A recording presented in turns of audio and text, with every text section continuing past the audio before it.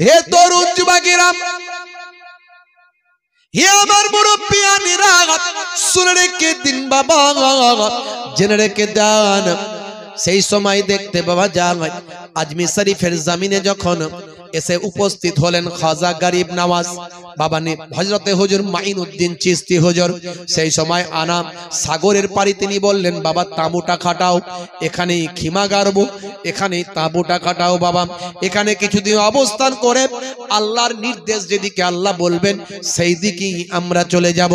নবীদের কাছে নবুয়াত আছে, ভালো করে বুঝবেন, নবীদের কাছে নবুয়াত আছে আর ওলি আউলিয়াদের কাছে আমার আল্লাহ ইলহাম দেয়। ইলহামটা নবুয়াতের ভাই আমার ভাগগুলোর মধ্যে একটা ছোট্ট নিদর্শন, বুঝতে পারছেন? নবীদের কাছে রিসালাত দিয়েছেন, নবুয়াত দিয়েছেন, আর ওলি আউলিয়াদের কাছে আল্লাহ ইলহামের মাধ্যমে খবরাখবর দান করে থাকেন। এটা আল্লাহর ওলিদের কথা আল্লাহ কোরআনে বলেছেন। বলে হুজুর ওলিদের কথা কোথায় আছে? কোরআনে আছে। আমার আল্লাহ কোরআন মাজিদে বলছেন, আলা ইন্না আউলিয়া আল্লাহি লা খাউফুন আলাইহিম ওয়ালা হুম ইয়াহজানুন। যারা আমার প্রকৃত বন্ধু হয়ে যায়, ওলি মানে হলো বন্ধু। বলে হুজুর ওলি মানে খাজা গরিব নওয়াজ নাকি? ওলি মানে বড় পীর সাহেব নাকি? ওলি মানে নিজামুদ্দিন আউলিয়া নাকি? ওলি মানে তো বন্ধু, আমরাও তো আল্লাহর বন্ধু। মুতে পানি নাই না আল্লাহর বন্ধু, মুতে পানি নাই না, কথায় কথায় মিথ্যা চালায়। কতদিন যে সুদ খেয়েছে, কতদিন যে ঘুষ খেয়েছে, কতদিন যে চিটিংবাজি করেছে। আজ মৌলী সাহেব সেজেও মিথ্যা কথা বলছে, মৌলী সাহেব সেজেও চায়ের দোকানে গীবত করছে, বলছে আল্লাহর বন্ধু। রাগ করবেন না বাপ। হাই রে হাই, কোথায় নেতাজি আর কোথায় পিয়াজি? বলছি এই ব্যাখ্যা দিচ্ছে। কি ব্যাখ্যা দিচ্ছে? বলছে তোমরা বলছো খাজা গরিব নওয়াজ ওলি মানে খাজা গরিব নওয়াজ, ওলি মানে বড় পীর সাহেব, ওলি মানে নিজামুদ্দিন আউলিয়া, ওলি মানে পীর আবু বকর সিদ্দিক রহমাতুল্লাহ দাদা হুজুর। ওলি মানে ওটা নয় রে বাবু, ওলি মানে বন্ধু। বন্ধু মানে কারা? যারা আমরা নামাজ কালাম করি এরাই বন্ধু। এই তো শুক্রবারে 8 দিন ঠিক করে নামাজ পড়ছো, তার মাঝখানেও আবার চিটিংবাজি, ধাপ্পাবাজি, মিথ্যা কথা, চায়ের দোকানে গীবত করা, চগলখড়ি করা, ঠকিয়ে দেওয়া, গালমন্দ করা, সবই তো চালাচ্ছ। আবার বন্ধু সেজে গেলে কবে? হাই রে হাই, আল্লাহর বন্ধু হওয়া তো সহজ নয়। এটা তুমি ওই 220 লাইন পেয়ে যাওনি যে হুক মারবে। মুসা কালিমুল্লাহ আল্লাহর সঙ্গে মোলাকাত করতে চেয়েছিল। আল্লাহ গো তোমার সঙ্গে কথা হয়, দেখতে চাই। আল্লাহ বলে দেখতে পাবে না, লান তারানি। বলে আল্লাহ দেখবো। আল্লাহ বলে লান তারানি, দেখতে পাবে না, বলে দেখবো আল্লাহ। তো জেদ যখন এত করছো, তুর পাহাড়ে উঠে যাও। যাও তুর পাহাড়ে উঠে গেল। আমার আল্লাহর 70,000 নূরের তাজাল্লি যখন ফেললেন, নূরের পর্দা যখন ভাই আমার সামনে এসে উপস্থিত হলো, সেই পর্দার এত তেজ, এত লাইট, তুর পাহাড় জ্বলে গেল। আল্লাহর সঙ্গে দেখা হলো না মুসা কালিমুল্লাহ। আর এরা বলছে আল্লাহর বন্ধু আমরা। কোথায় কি লাগাতে হয়, কোন ব্যাখ্যা কোন দিকে টানতে হয়?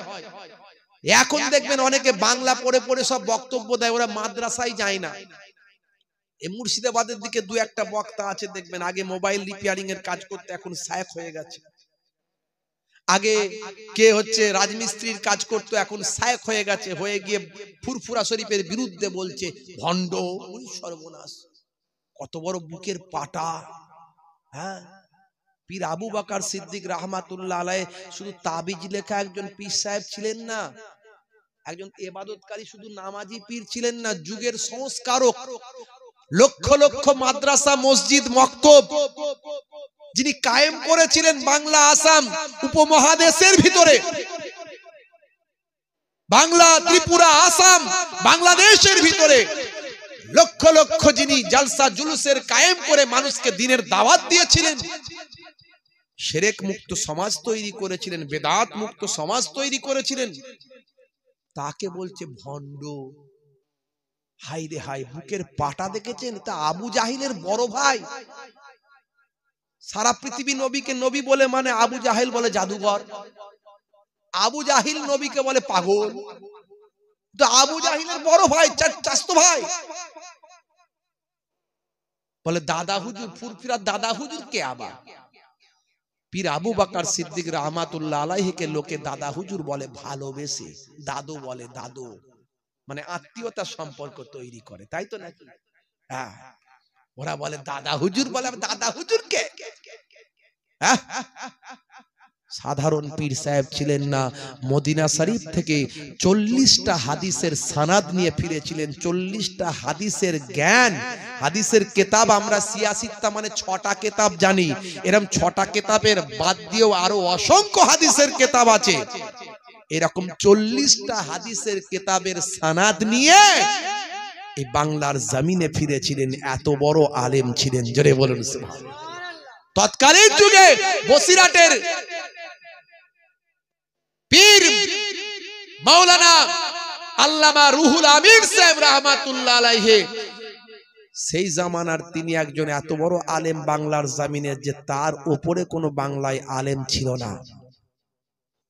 তিনি কলকাতা আলিয়া থেকে যখন পড়াশোনা করেছিলেন তার উপরে টপার আর কে হতে পারেননি। সমস্ত মাওলানাদের উপরে তিনি টপার, অনেক উপর লেভেলের টপার, তার উপরে যাওয়ার কারো ক্ষমতা ছিল না। তিনি দুনিয়াবি এলেম সব শেষ করে বললেন, দুনিয়াবি এলেমে আমার সঙ্গে আর লেগে কারো কেউ পারার ক্ষমতা নাই, কিন্তু আমি দুধ চিনেছি, দুধ থেকে মাখন কেমন করে করতে হয় জানি না। দুধ চিনেছি, দুধ থেকে ঘি কেমন করে বের করতে হয় জানি না। দুধ চিনেছি, দুধ থেকে দধি কেমন করে করতে হয় জানি না। যিনি জানেন তার কাছে যেতে হবে, তাকে ওস্তাদ হিসাবে মানতে হবে।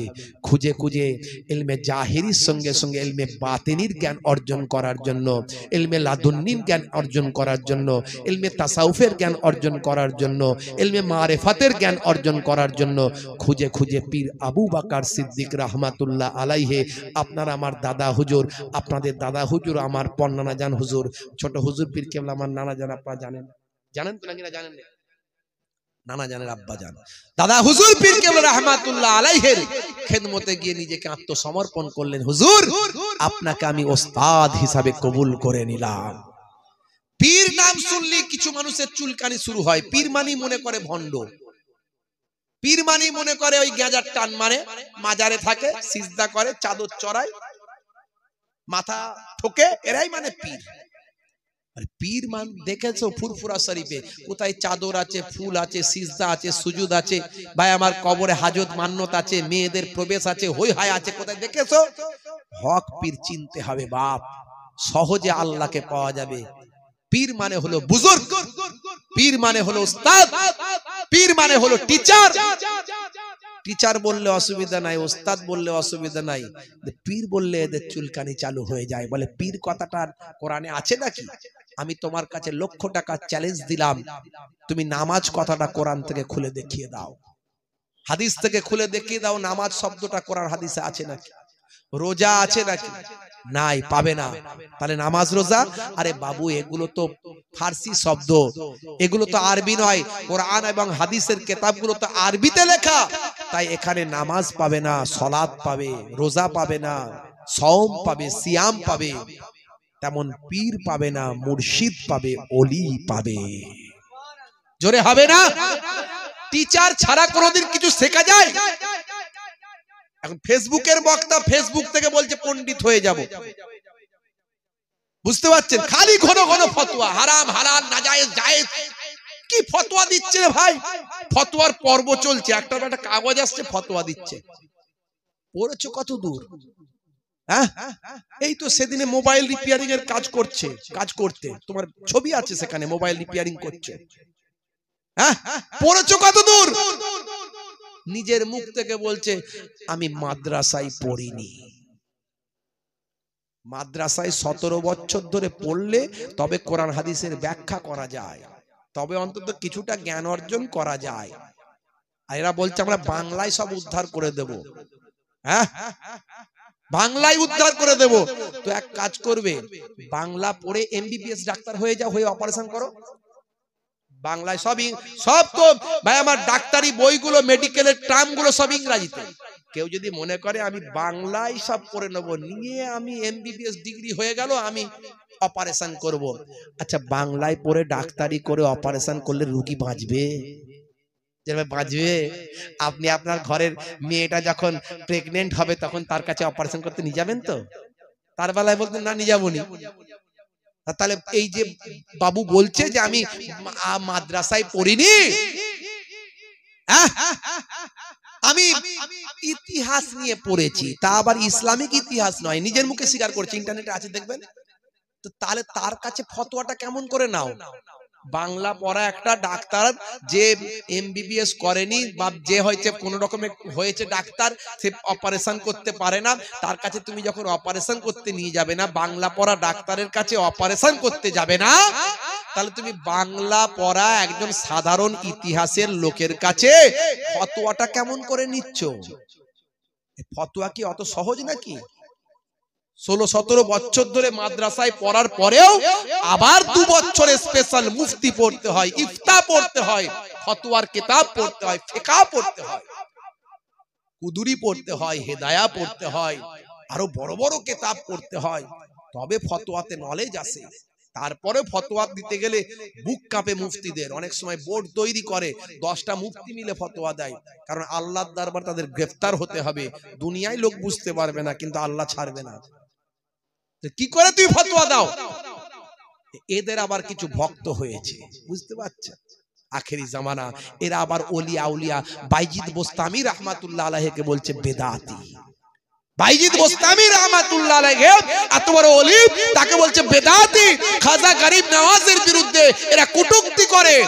এদের মুখের তেজ এতটা বেড়েছে, বাংলাদেশেও কতগুলো ওদের দলের লোক আছে, তারা এদের এত বেদাতি করতে করতে এত মুখের তেজ বেড়েছে যে সাহাবায়ে কেরামদের বিরুদ্ধেও এরা বলে বেদাতি। বলুন না নাউজুবিল্লাহ।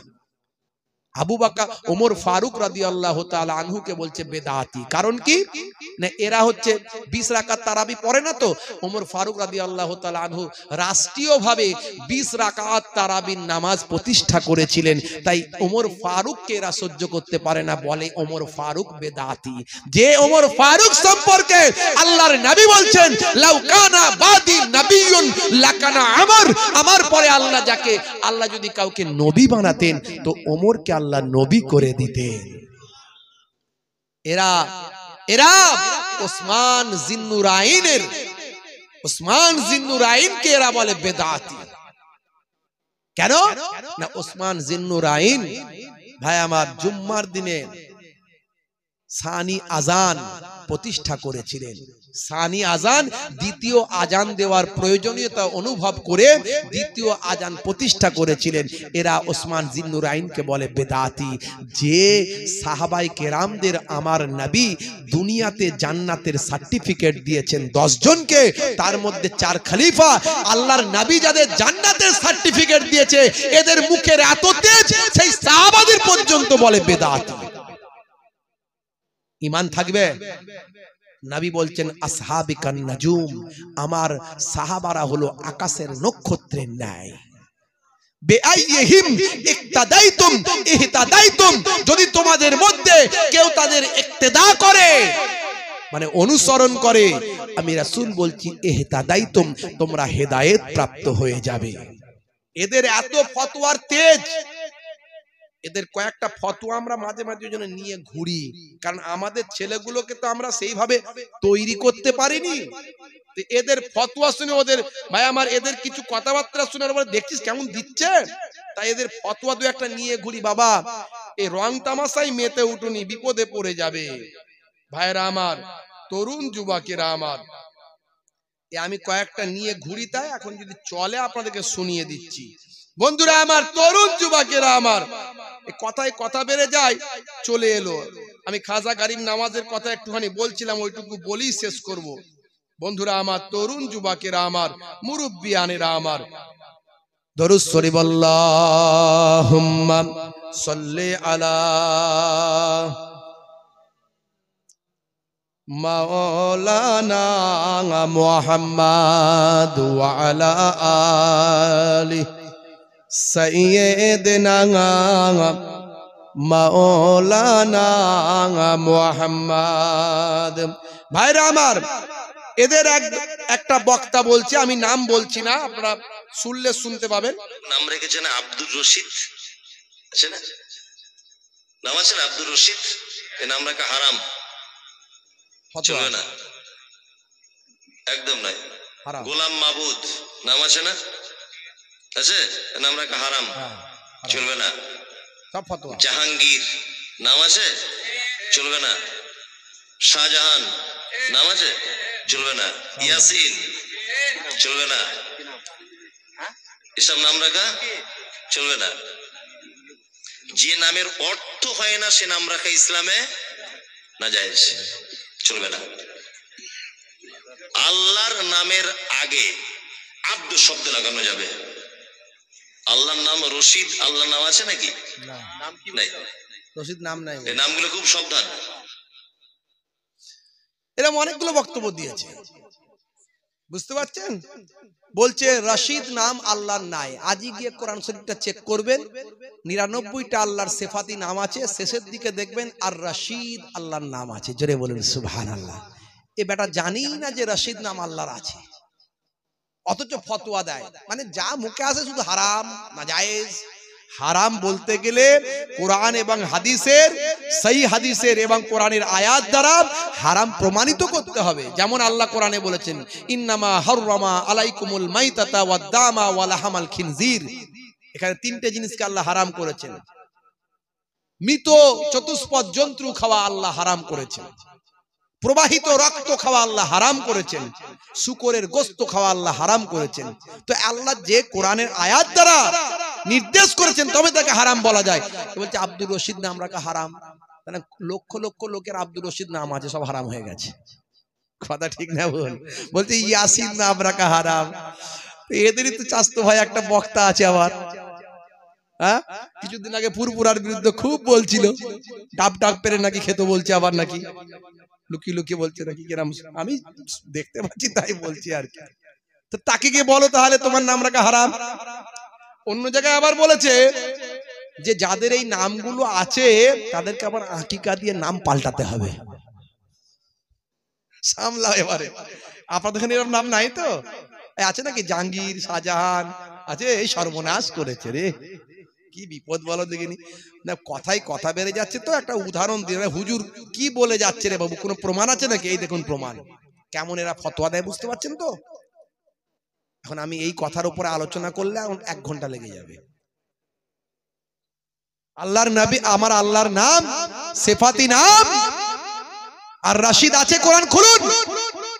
তাহলে আর রশিদ আল্লাহর সিফাতি নামগুলোর আগে আব্দ শব্দটা ব্যবহার করতে হয়, আব্দুন কথাটা ব্যবহার করতে হয়। তাহলে এই জন্যই লক্ষ লক্ষ মানুষের নাম আছে আব্দুর রশিদ, মানে রশিদের বান্দা। জোরে বলুন সুবহানাল্লাহ।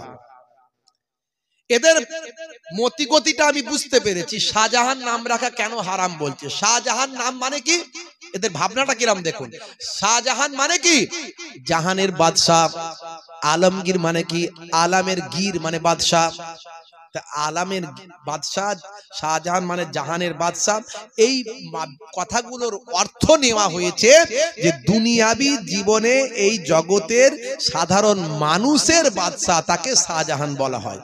যদি বলেন হুজুর কুল কায়নাতের ব্যাখ্যায় যদি যাওয়া যায়, ওটা নয়, ব্যাখ্যা ভুল করলে হবে না। এই আপনার ঘরে কিতাব আছে না নাই? পড়াশোনা করেছেন তো, কিতাব আছে না নাই? ডাক্তারি কিতাব, মাস্টারি কিতাব, গ্রাজুয়েশন, এইচএস। আরে বাবা, আমিও তো একজন টিচার, মাস্টার, উচ্চ মাধ্যমিক হাই সেকেন্ডারি স্কুলে শিক্ষকতা করছি, আজ প্রায় 16 বছর হয়ে গেল। 3 বার টিআইসি দায়িত্ব সামলেছি, এখন আবার অ্যাসিস্ট্যান্ট টিচারের দায়িত্ব সামলাচ্ছি। জি হ্যাঁ, ছেড়ে দিয়েছি, অনেক চাপ নিতে পারবো না। তো আবার পড়াশোনা আপনাদের ঘরেও করেছেন, বই আছে, আমার ঘরেও টুকটাক আছে বইপত্র। পড়াশোনা একটু আল্লাহ করিয়েছেন, title, MA, master degree, BEd, এই টুকটাক যেটুকু আল্লাহ, এই ছোটখাটো ডিগ্রি মিগ্রি যেটুকু আল্লাহ করিয়েছেন বাবজি আমার। তো এই যে বইগুলোকে আরবিতে বইকে কি বলে? কেতাব। কি বলে? কেতাব। কেতাবুন মানে বই।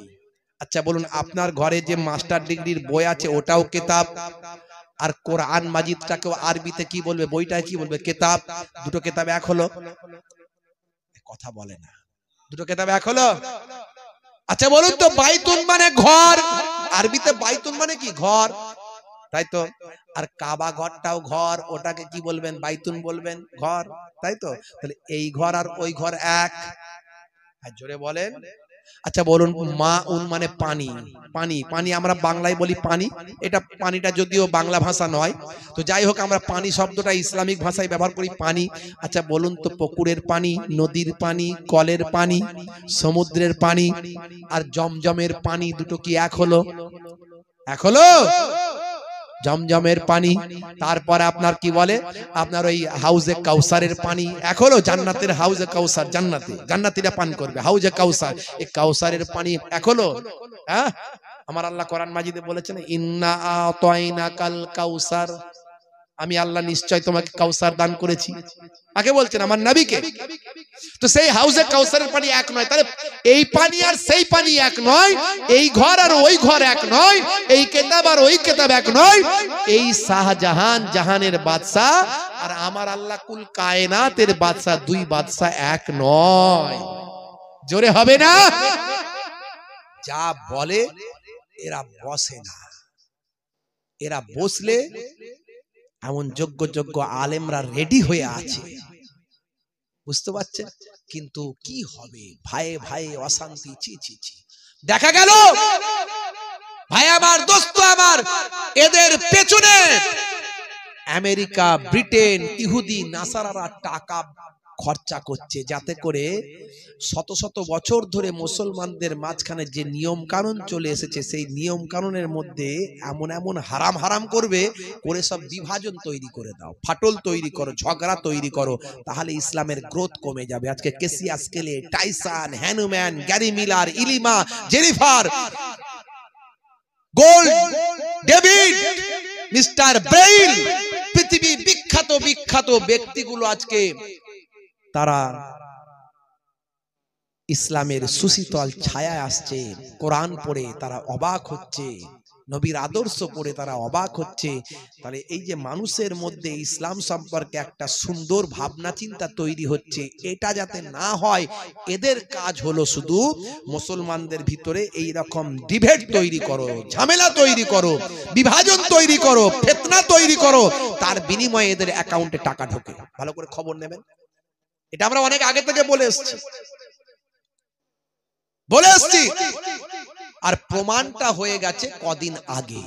এই কদিন আগে প্রমাণ হয়েছে যে ফিলিস্তিন ইসরায়েল লড়াই হচ্ছে, এই লড়াইয়ে নিরীহ নিরস্ত্র ফিলিস্তিনিদের শহীদ করছে কারা? বোমা ফেলে ফেলে নিরীহ মানুষদের শহীদ করছে ইহুদিরা, ইসরায়েলিরা, নেতাইয়াহুর দলেরা। বুঝতে পারছেন? 21,000-এরও বেশি নিরীহ নিরস্ত্র ফিলিস্তিনিরা শহীদ হয়েছে। আজকে ফিলিস্তিন ইসরায়েল যে লড়াই চলছে, এর ইতিহাস আমি 1000 বছরের ইতিহাস বলেছি, ইন্টারনেট সার্চ করবেন পেয়ে যাবেন। ইন্টারনেটে আমার 20-25 হাজার বক্তব্য আছে, বিভিন্ন পার্ট পার্ট বিভিন্ন বিষয় নিয়ে আলোচনা করেছি। বন্ধুরা আমার, এই ফিলিস্তিন ইসরায়েলের যে লড়াই, এই লড়াই আজকের নয়, 75 বছরের লড়াই। ইসরায়েল নামক কোন দেশ ইতিহাসের পাতায় নাই, ইন্টারন্যাশনাল মানচিত্রে নাই। 1948 সালের আগে পৃথিবীর মানচিত্রে ইসরায়েল নামে কোন দেশ দেখতে পাবেন না। অথচ তারা প্রথম, ভাই আমার,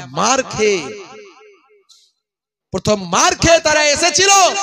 প্রথম কিছু মানুষ এসেছিল পোল্যান্ড থেকে 1919 খ্রিস্টাব্দে।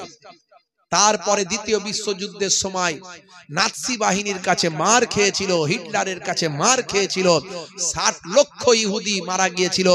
যা ছিল এদিক ওদিক ছড়িয়ে ছিটিয়ে সব এই বাইতুল মুকাদ্দাস জেরুজালেমের কাছে ফিলিস্তিনে এসে হাজির হলো।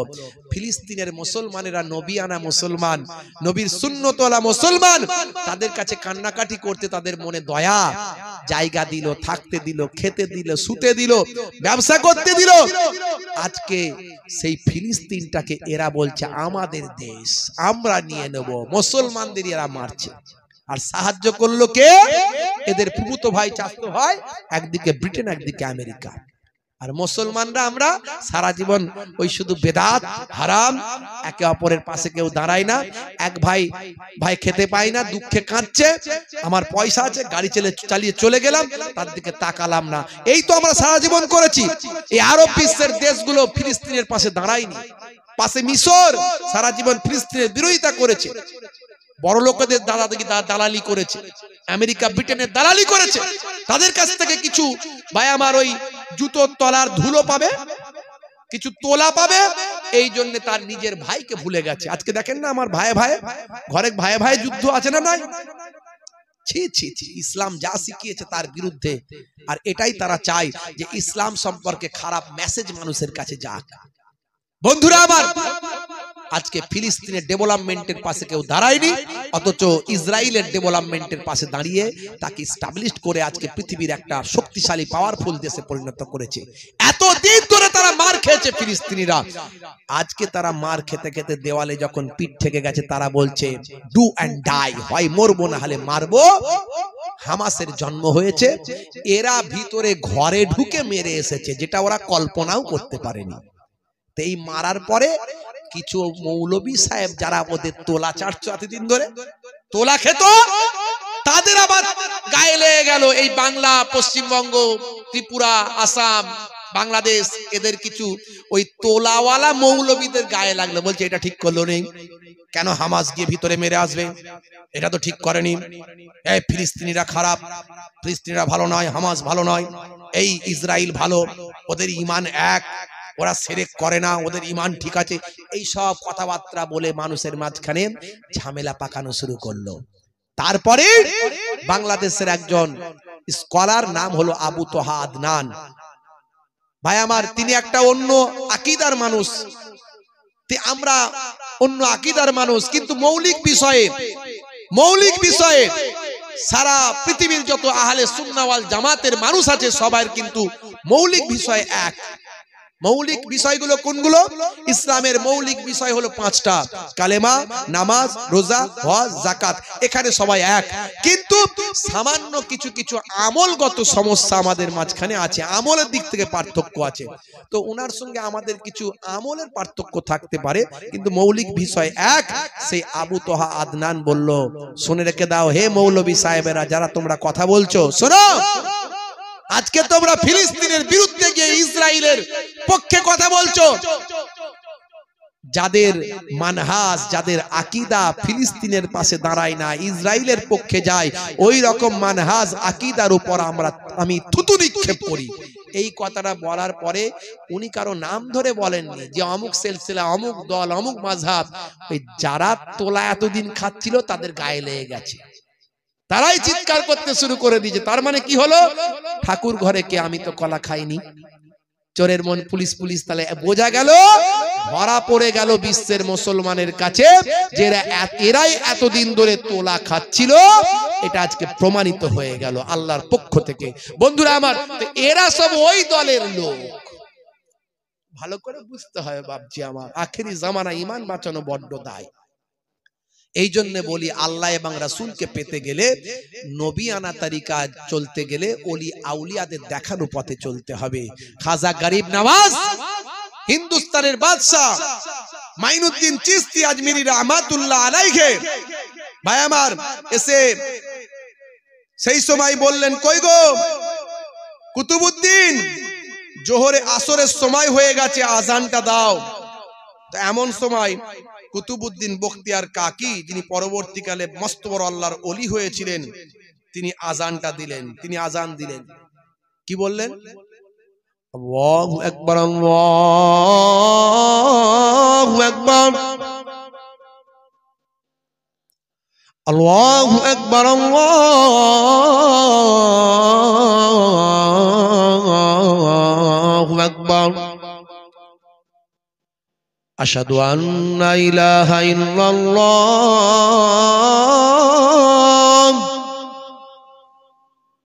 আশহাদু আন্না ইলাহা ইল্লাল্লাহ, আশহাদু আন্না মুহাম্মাদার রাসূলুল্লাহ,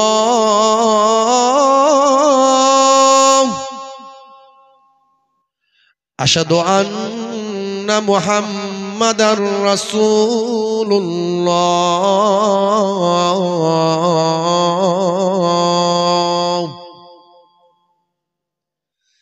হাইয়া আলাস সালাহ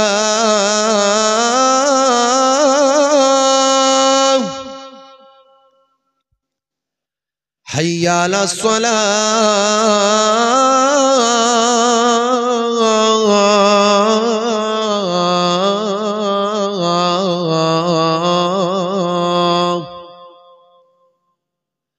হাইয়া আলাল ফালাহ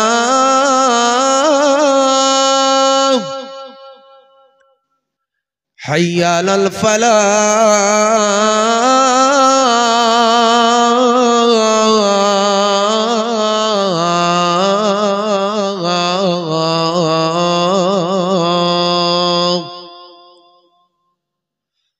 আল্লাহু আকবার আল্লাহু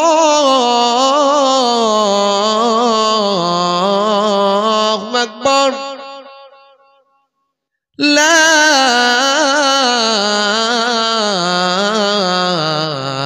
ইলাহা ইল্লাল্লাহ।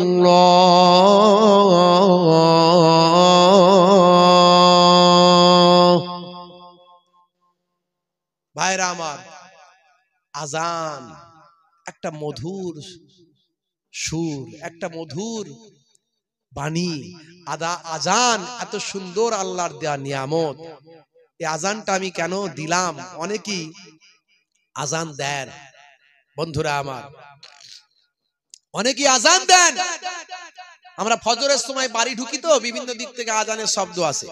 কত জায়গায় কত রকম যে আজান হয় বলা মুশকিল। হাইয়া আলা সালেম, কি রে ভাই, হাইয়া আলা সালেম কি আওয়াজ আসছে? আল্লাহু আকবার আল্লাহু আকবার। কি রে ভাই, কি টান আসছে, আওয়াজ আসছে, কি বলছে? বলে হুজুর আসলে বয়স্ক মানুষ তো, বয়স্ক মানুষ তো আমরাও বলি বয়স্ক মানুষ দিচ্ছেন এটাই আলহামদুলিল্লাহ, কিন্তু দেওয়া উচিত ছিল ইয়ং জেনারেশন। তাই নামাজটা যুবকদের পড়া উচিত, মসজিদে গিয়ে আজানটা যুবকদের দেওয়া উচিত, সুন্দর কণ্ঠে সহি উচ্চারণ করে আজানটা দেওয়া উচিত, যাতে করে হিন্দু মুসলিম খ্রিস্টান জৈন সকলে আজান শুনবে, মুগ্ধ হবে। জোরে বলুন সুবহানাল্লাহ। আজানের শব্দ শুনে জেনিফার অবাক হয়েছিলেন। ব্রিটেনের বিখ্যাত লেডি সিঙ্গার মরক্কোর জমিনে যখন গিয়েছিলেন ম্যাডাম জেনিফার, তিনি আজান শুনে মুগ্ধ হয়েছিলেন। এটা কেমন গান, এটা কেমন গান? মানুষ বলল ম্যাডাম এটা গান নয়, এটা হলো আজান। আজানে কি বলা হয়েছে শুনে, কোরআন পড়ে, নবীর জীবনী জেনে ম্যাডাম জেনিফার ঈমান কবুল করলো। সারা জীবন সিঙ্গিং মানে গান গাওয়া বন্ধ করে দিল, দিয়ে আল্লাহর কোরআন তেলাওয়াত করা শুরু করলো। বন্ধুরা আমার, তাহলে সে আজানটা সুন্দর করে দিতে হবে এবং যুবকদের দিতে হবে, যুবকদের এগিয়ে আসতে হবে। তো কুতুবউদ্দিন বখতিয়ার কাকি যখন বলছেন হাইয়া আলাস সালাম, মানে কি এসো নামাজের দিকে এসো। হাইয়া আলাল ফালাম, কারণ আমরা লাভ ছাড়া কিছু বুঝি না, আল্লাহ সেটা জানেন। বান্দা যদি নামাজে আসো, আমি আল্লাহ তোমাকে কামিয়াবি দান করে দেব।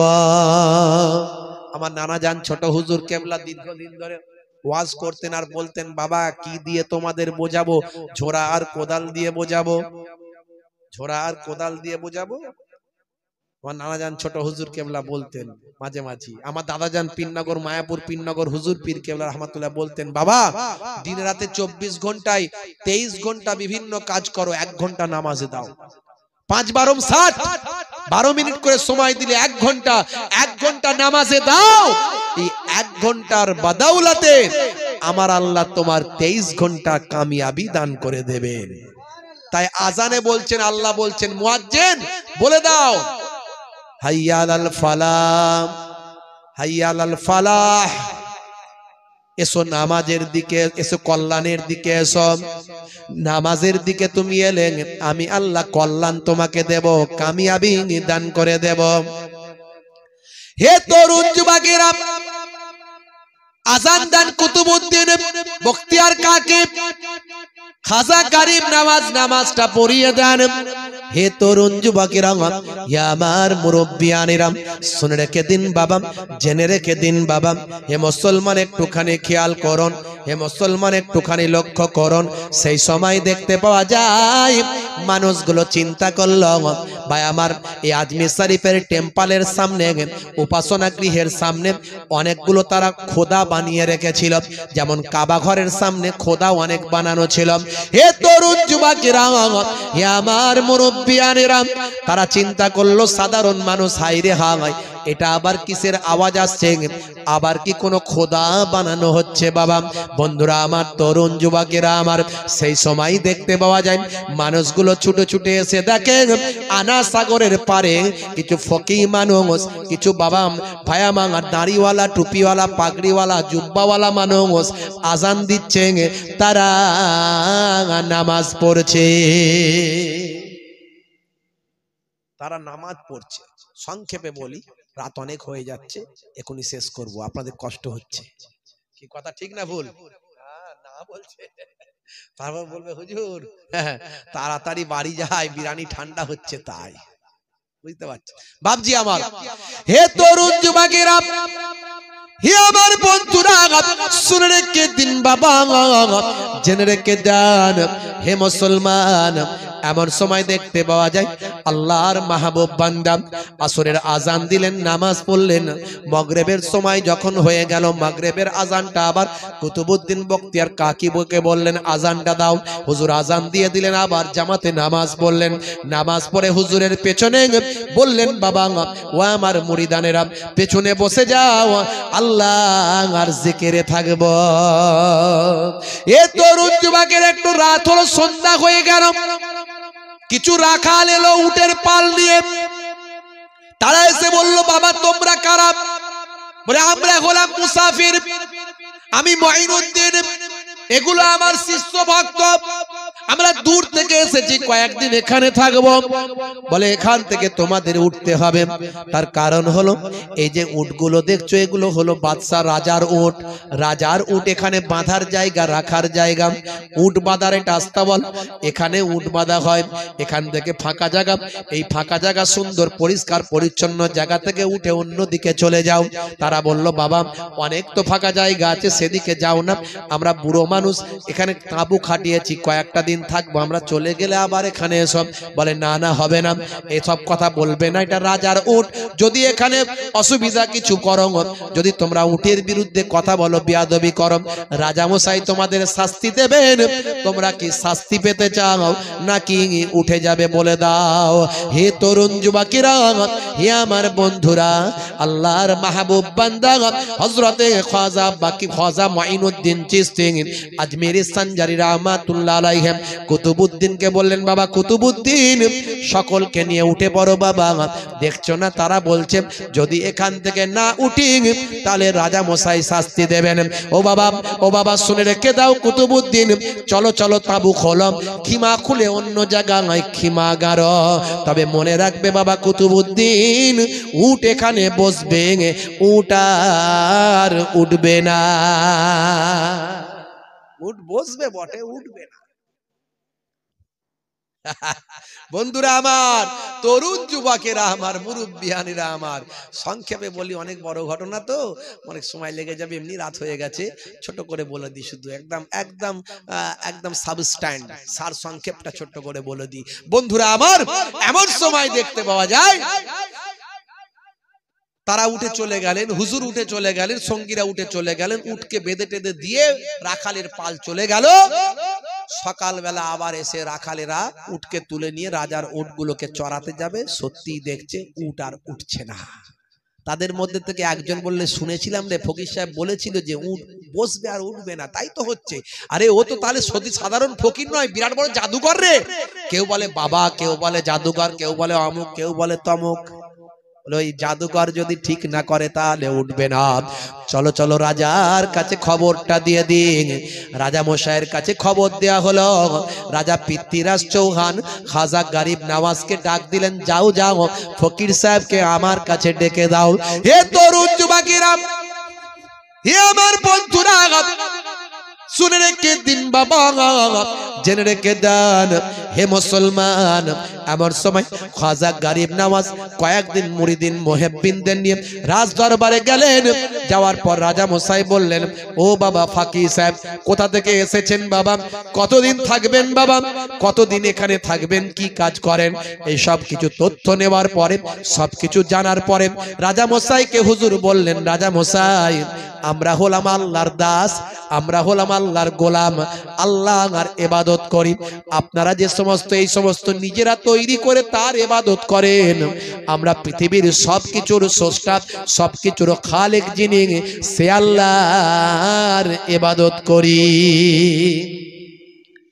রাজা মশাই বললেন, বাবা যা করেন করেন, আপনারা হলেন বিধর্মী মানুষ, আমি আপনাদের সঙ্গে কোনো অশান্তিতে যেতে চাই না।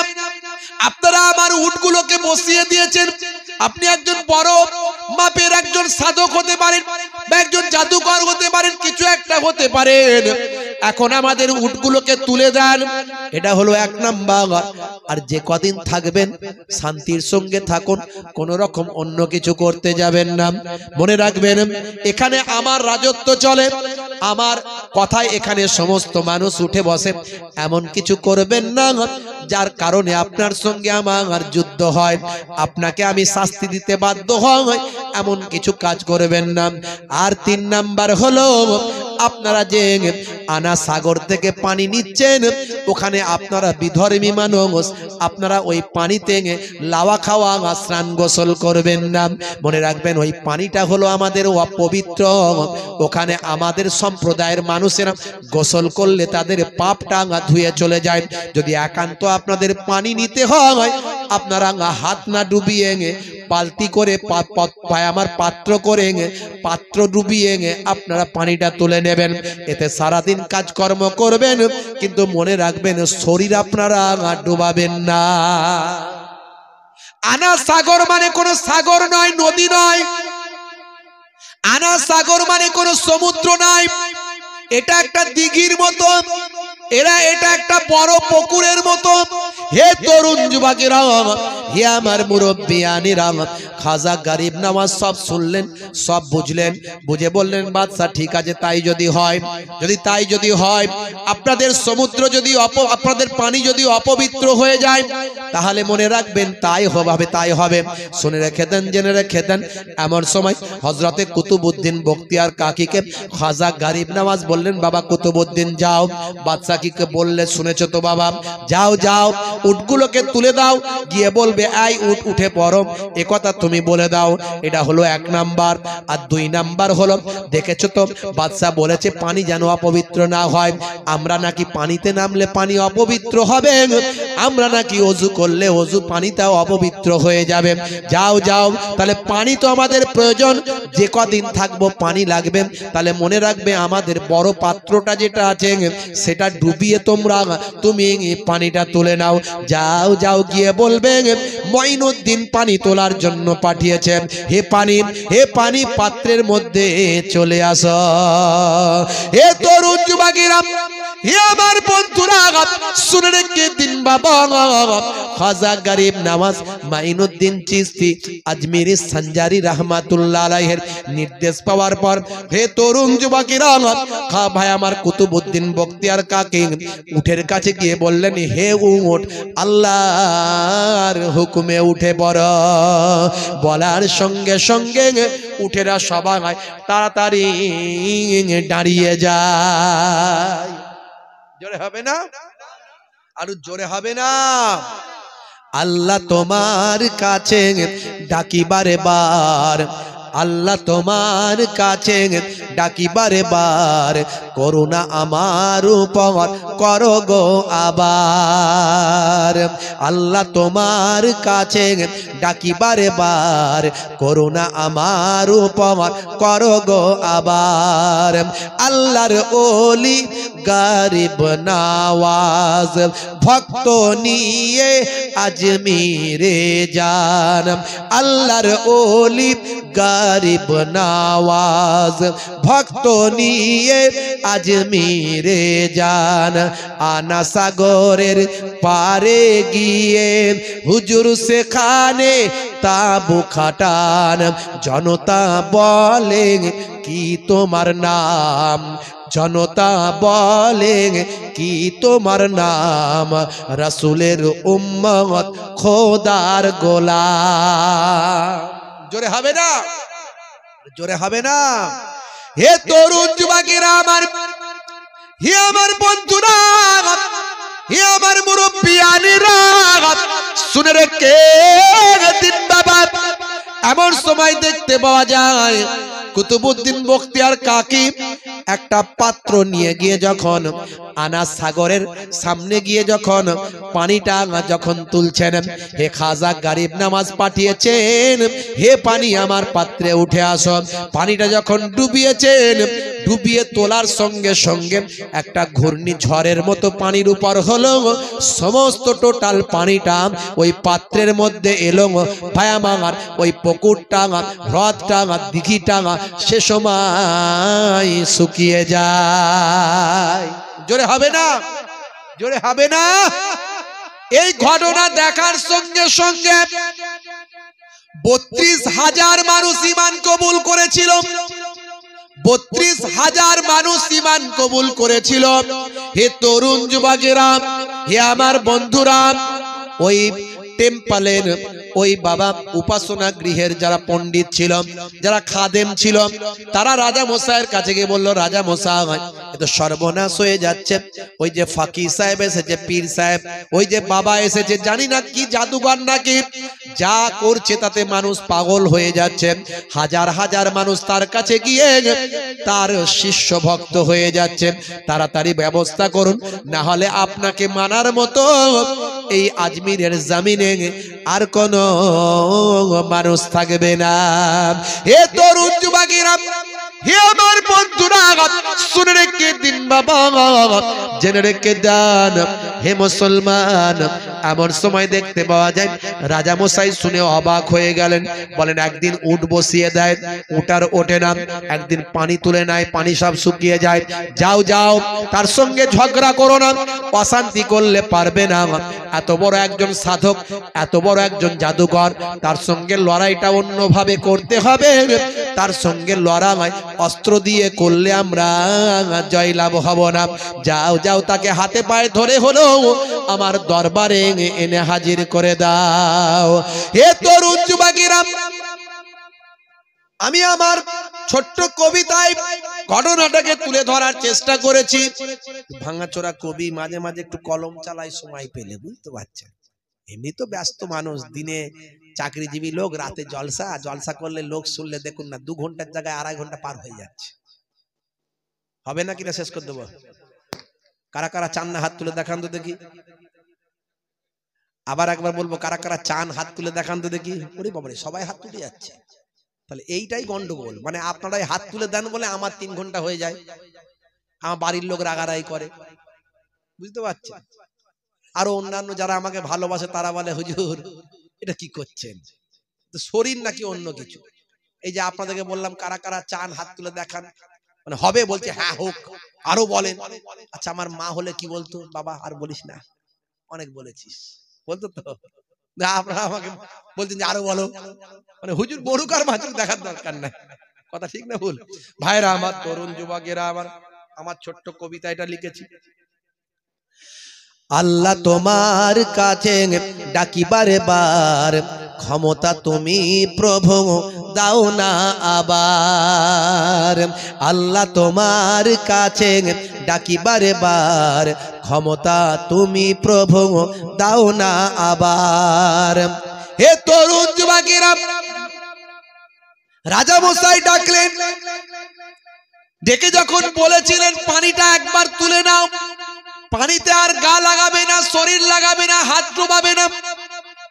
রাজার কথাতে দুঃখ পেয়ে খাজা বাবা মুরিদে সে সময় বলেন, আল্লাহ তোমার কাছে ডাকি বারে বার, ক্ষমতা তুমি প্রভু দাও না আবার। রাজার কথাতে দুঃখ পেলেন খাজা বাবা মুরিদে বলেন, রাজার কথাতে দুঃখ পেলেন খাজা বাবা মুরিদে বলেন, যাও বাবা কুতুব দরিয়ার ধারে, এক লোটা পানি আনো গো তুলে। যাও বাবা কুতুব দরিয়ার ধারে, এক লোটা পানি আনো গো তুলে। এক লোটা পানিতে দরিয়াটা, এক লোটা পানিতে দরিয়াটা শুকিয়ে হলো পুরো ফাঁকা। জোরে হবে না, জোরে হবে না। হে তরুণ যুবকেরা, হে আমার বন্ধুরা, শুনে রেখে দিন বাবা, জেনে রেখে যান। আবার রাজামশাই ডাক দিলেন। এবার রাজামশাইয়ের সুর নরম হয়ে গিয়েছেন। রাজামশাই দেখতে সর্বনাশ, পানি যদি একটা লোটার মধ্যে একটা বা আমার একটা পাত্রের মধ্যে সব চলে আসে, তাহলে তো সাধারণ মানুষ নয়, এর বিরাট ক্ষমতা। এ তরুণ যুবকেরা, রাজ দরবারে সম্মান করে বলা হলো, বাবা পীর সাহেব, বাবা বাবা গুরুদেব, বাবা পীর সাহেব, বাবা আপনি যেই হন না কেন, এত বড় সর্বনাশ আমাদের করবেন না। আপনার কাছে করজোরে আবেদন, আমাদের পানি আমাদের ফিরিয়ে দিন। আমাদের লক্ষ লক্ষ মানুষ এখানে পানিতে স্নান করে, তারা পুণ্য লাভ করে, তারা নিজেদের পাপগুলো এখানে মোচন করেন। আর এই পানি যদি না থাকে তাহলে সব সর্বনাশ হয়ে যাবে। আপনি আমাদের সঙ্গে এমন ঘটনা ঘটাবেন না, এমন ঘটনা ঘটাবেন না। হে তরুণ যুবকেরা, হে আমার মুরব্বিয়ানেরা, রাজার আকুতি মিনতিতে হযরতে খাজা গরিব নওয়াজ তিনি সম্মান প্রদর্শনের জন্য রাজার অসম্মান হবে না, না, এটা আমার ইসলাম বলে না। হে তরুণ যুবকেরা, রাজার সম্মান ঠিক রাখার জন্য কুতুবউদ্দিন বখতিয়ার কাকীকে নির্দেশ দিলেন, যাও বাবা কুতুব, যে পানিটা তুলেছিলেন সেই পানিটা আবার নিয়ে গিয়ে আনা সাগরে গিয়ে ঢেলে দাও। হে তরুণ যুবকেরা, হযরতে কুতুবউদ্দিন বখতিয়ার কাকী রাহমাতুল্লাহ আলাইহি পানিটা নিয়ে গিয়ে আবার আনা সাগরে যখন ঢেলে দিলেন, ঢালার সঙ্গে সঙ্গে আল্লাহর কুদরতি ক্ষমতা আবার আনা সাগরটা পানিতে পরিপূর্ণ হয়ে যায়। হে মুসলমান, হে তরুণ যুবকেরা, হযরতে খাজা গরিব নওয়াজ সেখানে থাকতে লাগলেন। প্রতিদিন হাজার হাজার মানুষ হুজুরের হাতে হাত দিয়ে কালেমা পড়ে হুজুরের শিষ্য হয়ে যায়। এ খবর নিয়ে চিন্তিত হয়ে পড়লেন রাজামশাই। তাই ঠিক করলেন, এই ব্যক্তির সঙ্গে লড়াই করে যুদ্ধ করে পারবো না। এই ব্যক্তি যে লেভেলের মানুষ, সেই লেভেলের লোক আমার প্রয়োজন। এই ব্যক্তির সঙ্গে লড়াই করতে গেলে বিখ্যাত জাদুকর দরকার। এই জামানার সবচেয়ে বড় জাদুকর রামপালকে আমার কাছে হাজির করে দাও। বিখ্যাত জাদুকর এসে হাজির হলো। রাজামশাই তাকে বুঝিয়ে সব বললেন। বলেন, ঠিক আছে রাজামশাই, চিন্তা করবেন না, আমি এক্ষুনি সাইজ করে দিচ্ছি। হে তরুণ যুবকেরা, জাদুকর তার সঙ্গী সাথী জাদুকরদের নিয়ে চলে গেলেন হুজুরের তাঁবুর কাছে, আনা সাগরের পারে যেখানে খিমা গেড়েছিলেন, তাঁবু গেড়েছিলেন। সেখানে গিয়ে বাইরে থেকে আওয়াজ দিলেন, কে আছো বাবা? কত বড় জাদুকর? আমি এই জামানার, এই এলাকার, এই জামানার সবচেয়ে বড় জাদুকর। এসো দেখি তোমার জাদুর কত ক্ষমতা, আমার সঙ্গে মোকাবেলা করো। এমন সময়, সেই সময় আওয়াজ দিয়ে বাইরে থেকে বলা হলো, জাদুকর বাইরে থেকে বলে দিল, কে তুমি? কে তুমি? এত বড় বড় ক্ষমতা দেখাও, বাইরে থেকে বেরিয়ে আসো, বাইরে বেরিয়ে আসো, তোমার সঙ্গে আমার মোকাবেলা হবে। বাইরে যখন বেরোতে লাগলেন, তাঁবু থেকে যখন বাইরে বেরোচ্ছেন, খাজা গরিব নওয়াজ মাইনুদ্দিন চিশতি আজমিরি সঞ্জারি রাহমাতুল্লাহ আলাইহি সেই সময় বলেছিলেন, হে জাদুকর, শুনে রেখে দাও, আমি কে, আমার পরিচয় চেয়েছো? আমি হলাম আল্লাহর বান্দা আর আখিরি জামানার পয়গম্বরের একজন উম্মত। হে তরুণ যুবকেরা, এ কথা শুনে জাদুঘরের হৃদয় কম্পন শুরু হয়ে গেল। খাজা গরিব নওয়াজ যখন বাইরে বের হয়ে এলেন, হুজুরের নুরানি চেহারা, বেলায়েতি চেহারা, হুজুরের ইবাদত করা চেহারা, বেলায়েতি চেহারা খানা দেখে জাদুঘর ভয় পেয়ে গেল। ভাই আমার, হুজুরের পাগড়ি, টুপি, জুব্বা, দাড়ি, পিরহান, হাতে তসবিহ, লাঠি, আসাব, হে তরুণ যুবকেরা, হুজুরের পোশাক আশাক, চেহারা খানা দেখে জাদুঘর বুঝে গেল এই মানুষের সঙ্গে লড়াই করার আমার ক্ষমতা নাই। আমার বিদ্যা হলো জাদুবিদ্যা, আর এই মানুষটার বিদ্যা হলো আল্লাহর দেওয়া বিদ্যা। মহান স্রষ্টার বিদ্যা যার কাছে আছে, মহান স্রষ্টার এলেম যার কাছে আছে, তার সঙ্গে লাগা মানে বোকামি হবে, আমি শেষ হয়ে যাব।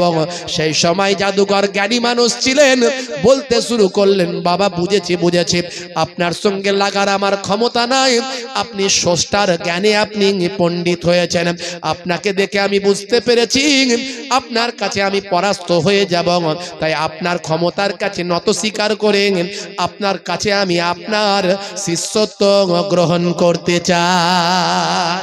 জোরে হবে না? জোরে হবে না?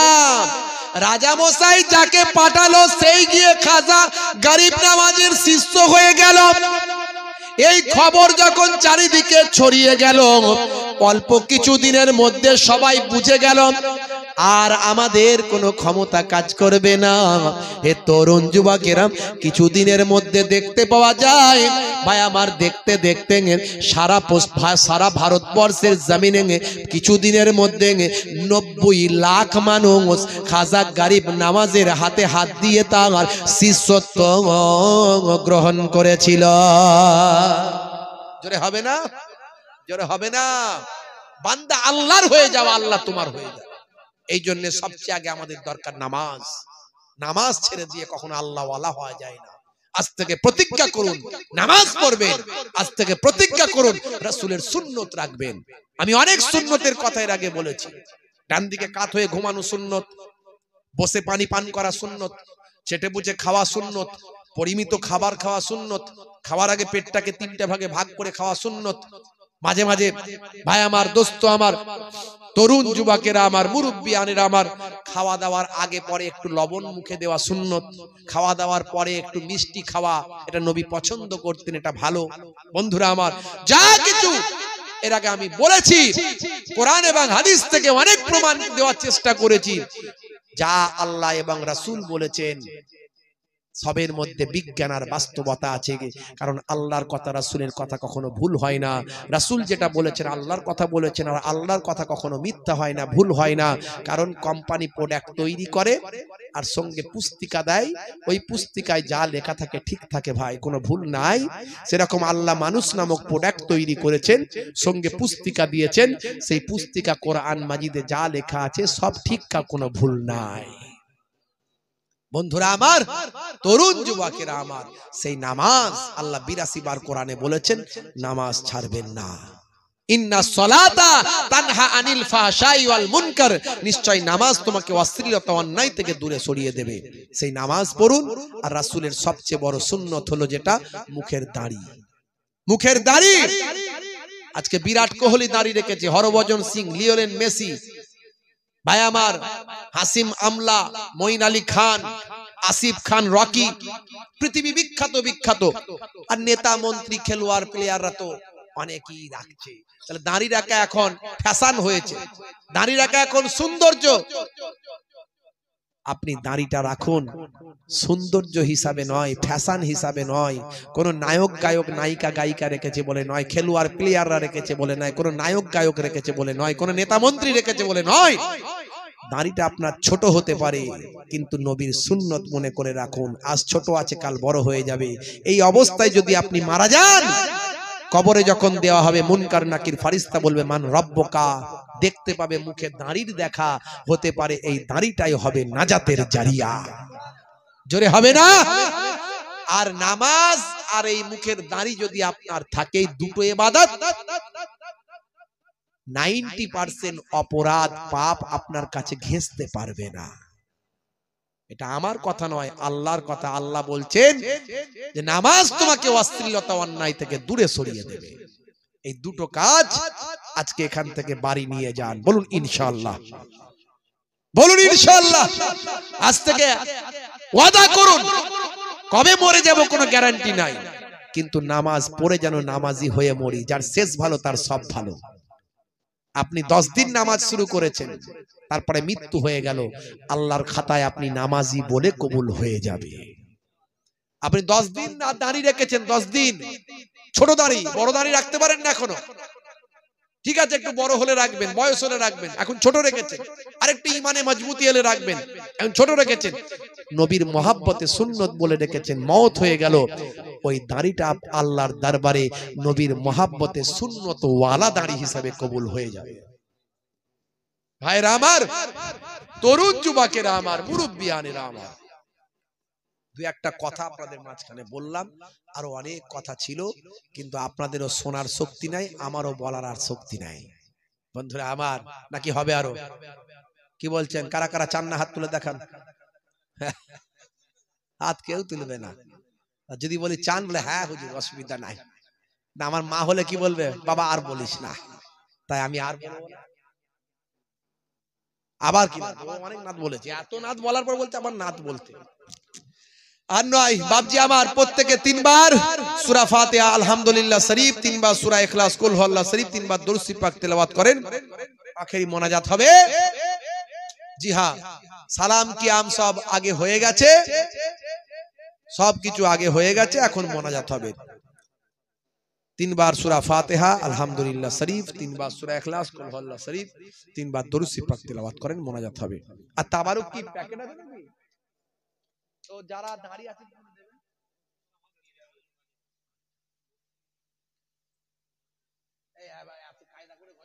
এই তো বললাম, গজল বলা সব হয়ে গেছে, আবার কি গজল বলবো? হ্যাঁ, এই আবার বললে হয় নাকি? হ্যাঁ, ভাইরা বলেছিল যে হুজুর একটুখানি ইমাম হাসান হোসাইনের ঘটনা বলবেন, কিন্তু সে তার বলা হয়নি। তো ইমাম হাসান হোসাইন হুজুরদের নিয়ে আমার একটা লেখা গজল ছিল, যদি খুঁজে পাই বলছি। মহরমের সময় আমি লিখেছিলাম এটা। একবার দরুদ শরীফ আল্লাহুম্মা, কোথায় গেল খুঁজেই তো পাচ্ছি না, মাওলানা মুহাম্মদ